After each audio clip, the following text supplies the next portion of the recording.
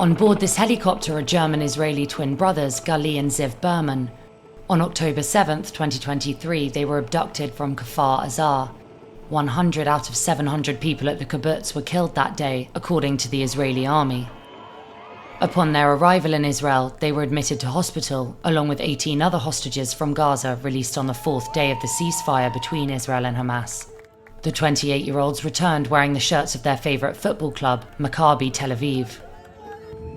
The last 20 hostages from Gaza were released in two waves. First, a group of 7 hostages, then a group of 13 hostages in a convoy which departed from Khan Yunis. Unlike previous releases, where staged events orchestrated by Hamas sparked outrage in Israel and beyond, there were no public ceremonies.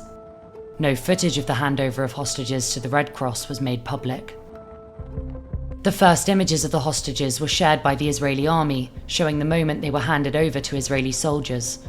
Among them is Guy Gilboa Dalal, who was attending his first rave party with 3 friends when he was abducted at the Nova Festival on October 7, 2023.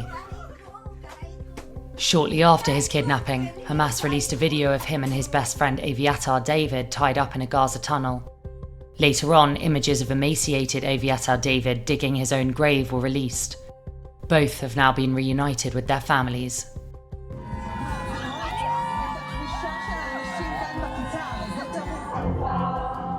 Releases were followed minute by crowds gathered in Tel Aviv's Hostages Square, a plaza that has become emblematic of the movement calling for the return of those held in Gaza.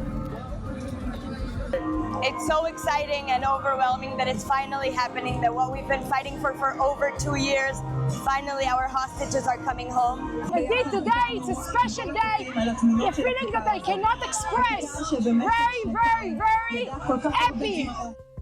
The US brokered Gaza ceasefire deal stipulated that the remains of deceased hostages would also be handed over at the same time as the living hostages. But so far, Hamas has handed over only the remains of 4 hostages, retaining those of 24 others. In exchange for the return of the hostages, Israel released nearly 2,000 Palestinian detainees. The first buses from Israeli prisons arrived in Ramallah, in the West Bank, to the cheers of a jubilant crowd. شعور بفرحة عارم فرحة كبيرة إن الواحد بيلتقي أهله وبيلتقي أحبابه والحمد لله رب العالمين صفحة وانقبض ولكن هناك في غصة في القلب في تركنا إخوة إلنا وأعزاء إلنا يعني آمنا بالله عز وجل ثم آمنا بإخواننا أن يقوموا بالإفراج عنهم قريبا إن شاء الله. Palestinian media reported that families of detainees had been contacted by Israeli authorities, asking them not to organize mass celebrations. Journalists rushed to talk to the prisoners, but many declined to engage, sometimes explaining that before their release they were advised not to speak.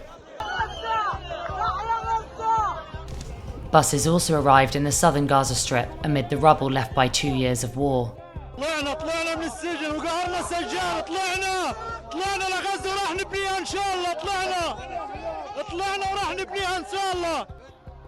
Among the released Palestinians, about 1,700 were detained by the Israeli army in Gaza during the war. Some of those released alleged that they and prisoners around them were mistreated.